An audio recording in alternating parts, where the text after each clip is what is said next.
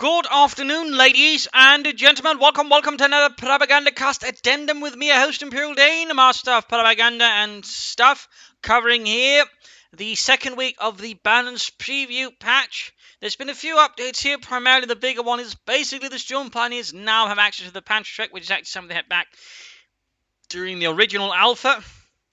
And I think that might also explain the issue with the Storm Pass activator up slowly because their veterans experience requirements, they've actually went down, so they've basically sort of been fighting with that as if though they're getting a unit that's easy access to Pantry Treks and Veteran 5. So that's basically sort of one of the bigger changes there. I know probably the biggest changes. Otherwise, it's mostly been nerfs being reverted, or buffs being slightly reverted. For example, penal troops have lost the upgrade. They're still overall pretty effective. They just can't get even more vastly effective. For example, infantry sections have lost just a bit as well. I think to the range of their artillery flares. For example, T-34's lost a bit there again.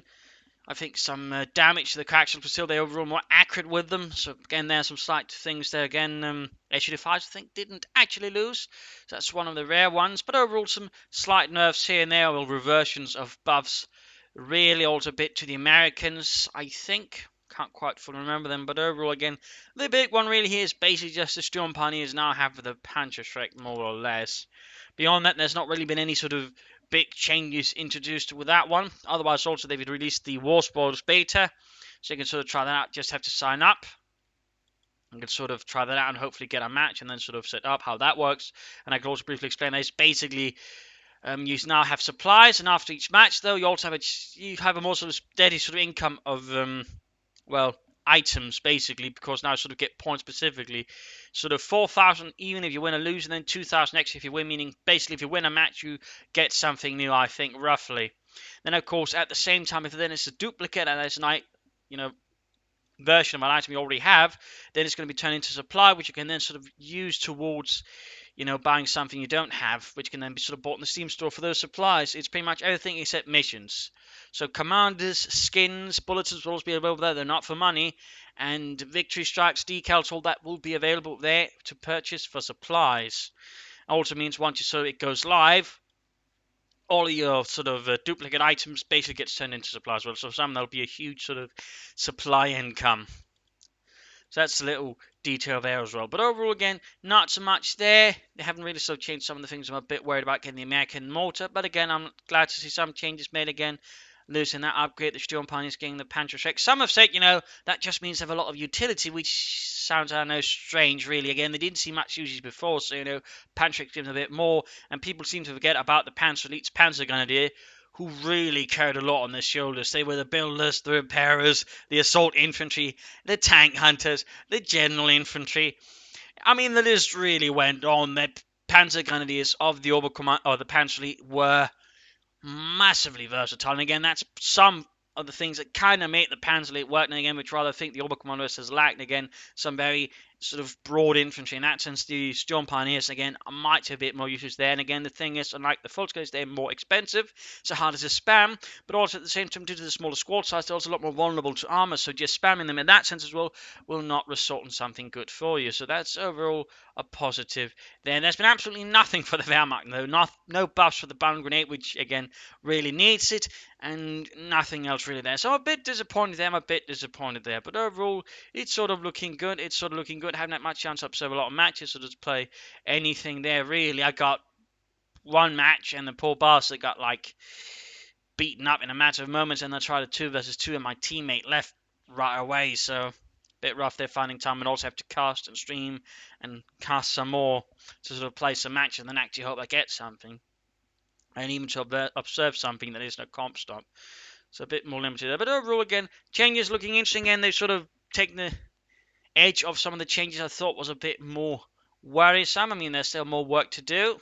But overall, it's still looking in a positive direction. I do think there's still more work to do. Again, with the Oberkommand West, for example, Yak Panthers a bit. Someone suggested actually moving I think it was gentleman from the Schwerpanzer Corps, moving the Oberstein towards the Battle Group headquarters, then giving them the Panther upgrade. But I don't know.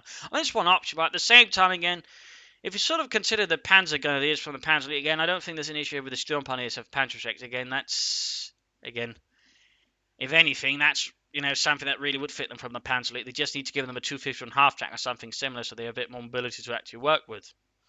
But overall, I think that sort of again covers that little detail. Still a bit worried about the 50 caliber, though. That thing still could be pretty nasty if utilized correctly. Though so far, no money have seen to still use the armor piercing rounds versus infantry and sort of seen what happens then. But over again, hopefully there'll be some more changes next week, something a bit more substantial. I mean, hopefully they're most likely just sort of tuning some of the changes again they made, sort of trying to bring a bit more into line. But again, overall, looking solid. But again, I want some more stuff to work on. Again, in particular with the Germans. Again, it does still feel a bit more overall Allied favor, just not as much as it's used to.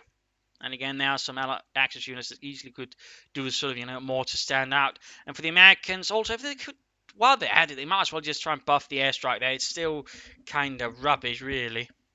I think that'll benefit the Americans quite nicely. But beyond that, not so much else really to say here about the second balance preview sort of week there. Overall, still looking good, but I would like to see some more substantial changes here and there. And in a sense, it's also nice to see them actually now diverging there from Mirage Plus compared to Mort there. I was a bit worried they just sort of stick to it completely. There are still some changes I'd like to see. For example, Panzer Grenadiers could, for example, get a mark target ability. Grenadiers would get, stock, grenade there, so the veterans who won. That would be pretty nice as well. Would certainly, I think, help them versus the Americans, for example. But also, just buffing the medic pack for the rest of the units who actually had it would be nice. And the Elite Armor Panzer Commander being a bit more useful for the Oberkommand West would also be, well, rather appreciated. So, I mean, there's some still good stuff in there. But there's also, I think, more sort of original decisions, again, that really could sort of, delve into. And again, one of them would be, buffing the Wehrmacht Bundle Grenade. So I think that rather covers it for this week. A bit of a shorter video, and again, perhaps not so much in depth, partly because, again, just haven't had much time this week. But again, I don't think have been sort of any huge change. Again, the big one is basically the Panzerschreck here. And I'm overall, again, not too worried about them due to, again, 4-man squad, 300 manpower, 90 munitions, Panzerschreck. Again, overall, I think they'll benefit from it. It might also help them the fact that, again, they just veterans up so absurdly slow. So this should really sort of make them more valuable and actually make it more useful to get more than one. Because mostly, if you actually went for more than one Storm Pioneer squad, you'd usually be punished for it. Maybe two, but even two would be pushing it. So there you go. Thank you all for joining in. Hopefully this has been educational. Hopefully this has given you some ideas, some thoughts, and so on there. Of course, remember this isn't, fully and finally representative. There's still more to go. In fact, they are probably planning on doing this for all of May. So there's still plenty of changes to come. More things to test out. So keep that in mind. And of course, do try it out yourself. Have some fun with it. And of course, post your thoughts on it in the comment section. This is Imperial Dane signing off. And hope to see you all tomorrow for some more videos. And of course, also next week for another balance preview sort of video. Cheers, everybody.